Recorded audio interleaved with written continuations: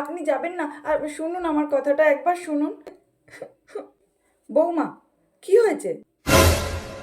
মা, উনি তো না খেয়ে চলে গেল, আমার সাথে কথাও বললো না, আর বলল ফিরে এসে আমার মুখও দেখতে চায় না। তা নয় আমি বুঝলাম, কিন্তু তুমি তুমি সিরিয়ালের সমস্ত নিয়ম ভুলে গেছো? তুমি ভুলে যাচ্ছ আমরা সিরিয়ালের লোক। তুমি এখানে এইভাবে দাঁড়িয়ে দাঁড়িয়ে কাঁদলে কি হবে? তোমাকে ঠাকুরের সামনে জোরে জোরে কাঁদতে হবে। ও, আমি একদম ভুলে গেছিলাম। তাহলে গিয়ে আমি ঠাকুরের সামনে কেঁদে আসবো মা? আর ঠিক আছে ঠিক আছে, পরে কাঁদবে। আগে বলো তো কি হয়েছে? মা, তখন আপনিই তো জোর করে আপনার বিলেত ফেরত ছেলের সাথে আমার মতো একটা মুখ্যমের বিয়ে দিয়ে দিলেন। সেই জন্যই তো উনি রাগ করেছেন মা। বলেছেন আমার মতো মুখ্য মেয়ের সাথে নাকি থাকা যায় না, ওই জন্য উনি রাগ করে চলে গেলেন। তো আমি যদি এগুলো না করতাম সিরিয়ালটা চলতো। আর তুমি সারা জীবন মূর্খ থাকবে না, চিন্তা করো না, এটা সিরিয়াল। আপনার ছেলে তো আমাকে একদম পছন্দ করে না। আপনার ছেলেকে আমি কি করে ইমপ্রেস করব? শোনো, তুমি যদি আমার ছেলেকে ইমপ্রেস করতে চাও তাহলে তোমাকে আমার ছেলের পুরো ঘরটাকে সুন্দর করে পরিষ্কার করতে হবে। ঠিক আছে? মনে থাকবে। আর একটা কথা, ভুলে যাবে না যে আমরা সিরিয়ালের লোক, তাই তোমার মেকআপ আর শাড়ি যেন একটুও নষ্ট না হয়। মনে থাকবে? তাই নাকি মা? আপনি চিন্তা করবেন না, এবার আপনি দেখুন আমি কেমন ড্রামা করতে করতে আপনার ছেলের পুরো ঘরটা পরিষ্কার করে দিচ্ছি। কি, ওই মূর্খ জবাটা সিটের ঘর পরিষ্কার করে সিটকে ইমপ্রেস করবে?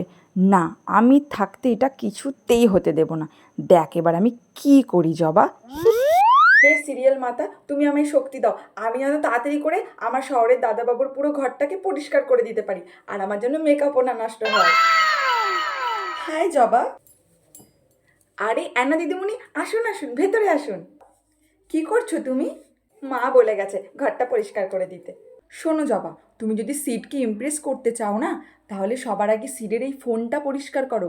আজকে সিড অফিসে এই ফোনটা নিয়ে যেতেই ভুলে গেছে। এ বাবা, ফোনটা ফেলে গেছে? তাহলে আমি গিয়ে দিয়ে আসবো? আরে না, তুমি এটা ওকে দিতে যাবে কেন? এটা তুমি ভালো করে পরিষ্কার করে রাখো জবা। নাও। ও তাই? কই দিন। এটা কিভাবে পরিষ্কার করবো দিদিমণি? ওফো, কিভাবে পরিষ্কার করবে মানে? থালা বাসন তুমি কিভাবে পরিষ্কার করো? সিম্পল, সেইভাবেই পরিষ্কার করবে। ওফো, তোমাকে আর কত শেখাবো জবা। ও, তাই নাকি?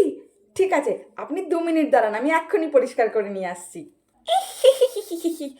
বোকা জবা, দেখ এবার তোর সাথে কি কি হয়।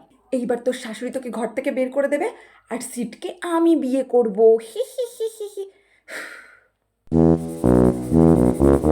ভালো করে ফোনটা পরিষ্কার করতে হবে যাতে একটুও ময়লা না থাকে।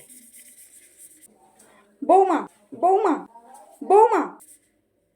হ্যাঁ মা, কি বলেছিলাম তোমাকে আমি, যে ভুল করেও কোনো ভুল করবে না? তুমি এটা কি করছো?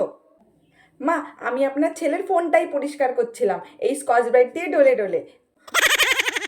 তুমি আমার বাবুর ফোনটা শেষে স্কচ ব্রাইট দিয়ে পরিষ্কার করছো?